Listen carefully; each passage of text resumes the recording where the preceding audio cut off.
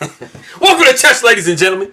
All right, man. I appreciate you guys very much for stopping by, checking me out. I did go ahead and go back and grab one of the games from the St. Louis Rapid and Blitz. So this is coming from round 25. They're playing Blitz now, so they're kind of going pretty fast through their Blitz games. So that's why we're all the way at a 25. But this is Wesley So versus Maxime Vachier-Lagrave.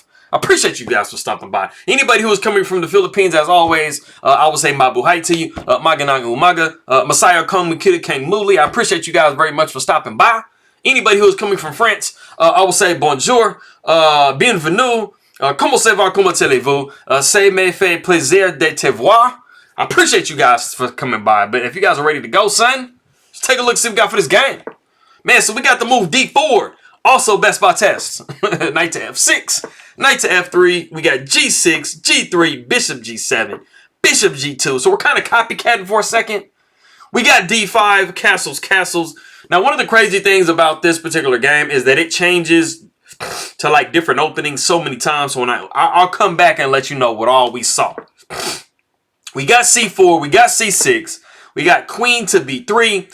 And the crazy thing is we started with like an Indian, and then we kind of got to a queen's pawn with the D4, D5 thing. Then we kind of have a Grunfeld and then like king's Indian type situations. So we've kind of hybrided, like combined all of that together. And we've arrived in this position here. So I honestly couldn't even tell you 100% what each one is. Because those of you guys that play all of these different things, you guys see hints of all of those different types of openings within what we got here. We do see the move A5. White is wanting to go, take on D5. And they are also wanting to move like that. Come on. And they're also wanting to move this bishop somewhere. So the queen B3 is making it just a little bit tough. So we want to knock it away. Pawn takes D5. We got the move A4, knocking the queen somewhere. So the queen just goes back to D1 where it started living from the beginning. We do see pawn taking D5. We got knight to C3. We got knight to E4. We got E3. Knight takes C3. Pawn takes C3. And then we do see the move knight to C6. And we have the novelty of the game. And that is rook to B1. It literally has the same idea that queen to b3 had. You were putting a lot of pressure on that b7 pawn. Black is probably annoyed. They're like, bro, why can't they let me develop my bishop? You really kind of want to bring the bishop, I would say in this position, either like to g4 or maybe to f5 and kind of like target this rook a little bit. But you kind of have to be careful about how you do that. So starting that off, we do see the move queen to c7, and now we have just protected our b7 pawn, and the bishop is free to move. We got knight down to d2. One of white's weaknesses is the fact that their pawns are a little bit back, some. So we kind of either want to push this or push this. Most likely c4, and so we do see rook going over to d8, and then we see bishop to a3. Now, for those of you that play against the Grunfeld, you guys know that this is a very, tender point. So since we kind of have a Grunfeld-ish type situation, this is a very logical move to make. You are either making black develop this pawn somehow, or you're keeping something protecting it.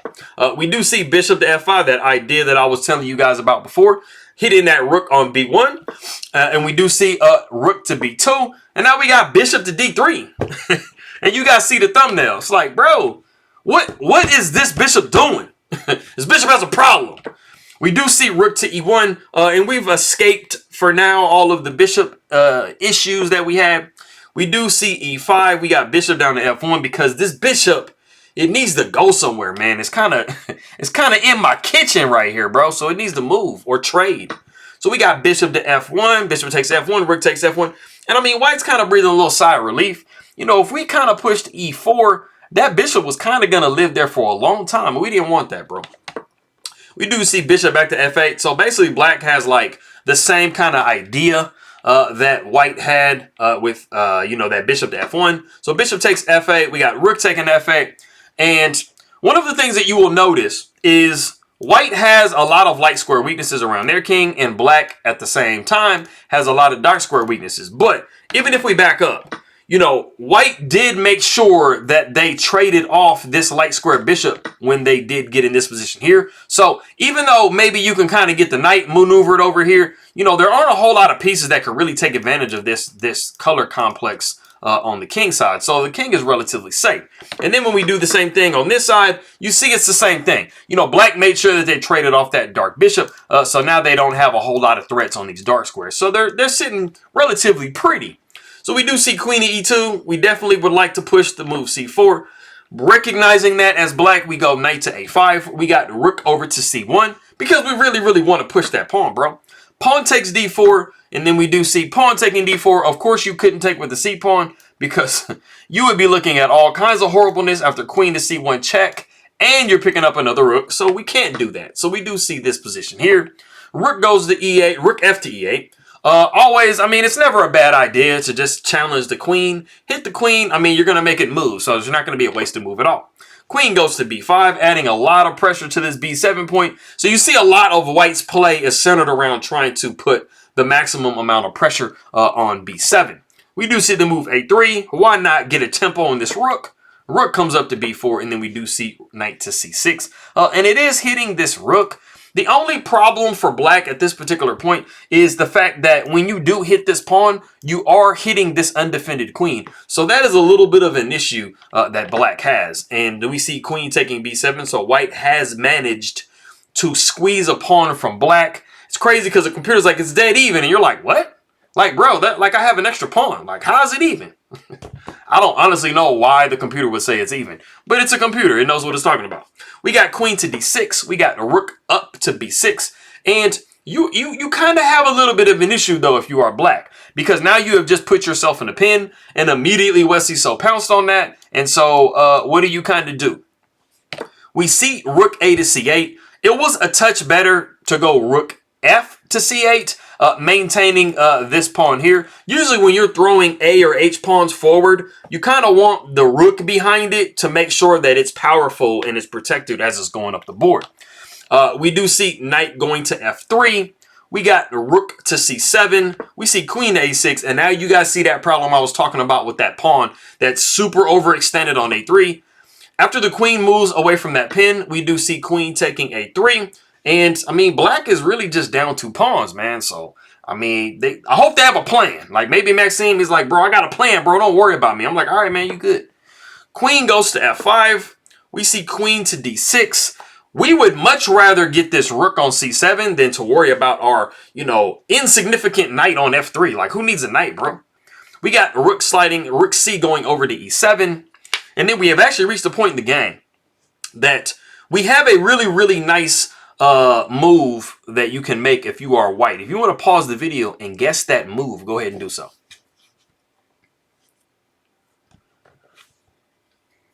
Okay, so I'm going to preface this move by showing you the move that was actually played in the game.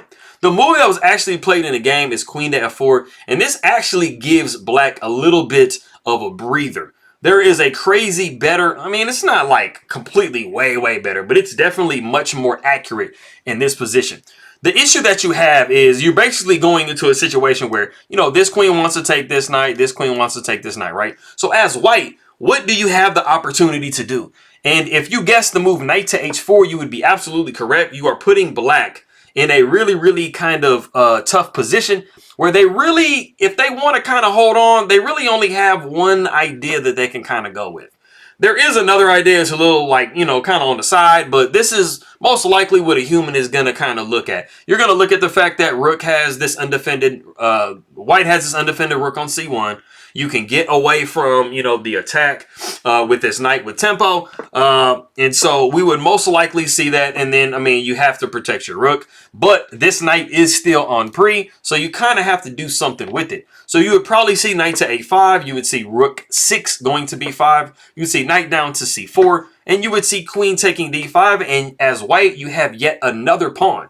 So this is, it's crazy that it's only giving 1.5 plus for white when it's like, dude, I'm up 3 entire pawns. Like, how can I just be up 1.5? It's craziness, man. But anyways, we did not see that. Like I said, we did see queen to F4. And this does kind of allow black a slight bailout with queen taking F4 and then pawn taking F4. And then you get a chance to save your knight. We do see queen going back to C8. It's much better in that position to bail out with that queen trade. Even though you are down material, you do get strong pieces off the board. That is one of the things when you are getting crazy attacked, when your opponent has a lot of initiative, you do have situations where you do kind of want to trade down material, especially queens. We do see rook c to b1. We see rook to e2. And we do see rook 6 to b2. Just basically saying, bro, you're not going to get your rook on the 7th. Like, I'm just going to sit by and do nothing. However, there was actually a really nice rook up to b7, just tickling this f7 pawn, because you know it's eternally weak. But we do not see that. So this position here, this does force black to defend some kind of way, because you absolutely cannot drop this because then mate is coming up. So it's a really nice forcing type of situation to be in. But we see rook 6 to b2, which is a legitimate move too. You know, we got rook taking b2, rook taking b2. We got queen down to a6. King goes to g2. We're like, man, we don't need any checks on the 8th rank, bro. And we do see queen to a3. And Wesley So leaves his rook there and he gets captured and he loses. No, I'm playing. Of course he doesn't do that. You're like, no, he doesn't. He doesn't, bro. Don't trip. He does not do that. He plays rook to b6. We're good. And then queen does take c3. We got queen up to c7. And we have just kind of done something similar that what we did earlier. We pinned down this knight again. So this knight is not living its best life on c6. Black does have a way to kind of defend, or do they? They actually don't, because of knight to e5. And you're not going to sacrifice here, even though that is actually one of the top moves to sacrifice here, because this pin is absolutely too strong and you have 0 checks. So we got rook going over to f6. Rook takes c6, and this does allow basically white to trade completely down. And I mean, they're just going to be down an entire piece. But Maxime Vachier-Lagrave does not do that. I will show you why he makes this move in a little bit, but he goes rook takes f2 with check. And some of you guys are probably like, wait a minute. Is there like a trap here? Is there like something that I'm missing if I'm white? You're not missing anything. But I will tell you exactly why he plays this move. Queen takes f2. We got queen to d2 with check. King goes to f3. We got queen down to d1 with check. So it kind of seems like the king is like kind of in harm's way with these checks, right? The king actually goes to e3. We got queen to e1 with check. The king goes over to d3. We see the queen following with d1. We got the king over to c3. Queen following with c1. And then king goes to b3. And it is in this position that Maxime Vachier-Lagrave resigns the game. It's really obvious why he resigns the game, because you can see that white has like a crap load of pieces and black doesn't. And they're going to run out of checks after queen to b1 with check. And then you're going to be moving over here to a3 and you have no more checks to place. And that is the end. Once you run out of checks, you literally have nothing left. And f7 is hit. So this is like the immortal f7 weakness. Anyways, going back in the position. This is, from short calculation, just from like a small amount of time that he had, I can promise you this is what Maxime Vachier-Lagrave saw. After the rook took here, he took here because there actually is a way for Wesley So to blunder into a perpetual check. He takes here with f2. He does the queen to d2 with check. If Wesley So goes king to g1, which this had to have been the only line he calculated, and he basically was like, I'm losing anyway. This is my only chance. So if the king actually goes back to g1, this would absolutely be drawn, because queen to e1 check, and you only have g2 to go to, and you basically can either repeat this way, or if the king tries to escape that way, you're literally having this, and you're just going back and forth, and this is an actual draw. So I'm not sure if Maxime calculated this draw and didn't calculate the other lines, or if he just said, hey man, I just gotta, like, I'm losing anyway, so I'm just might as well try it. But that is that. I appreciate you guys very much for coming by. Merci beaucoup. Meter means salamat, and I'll see you guys next time.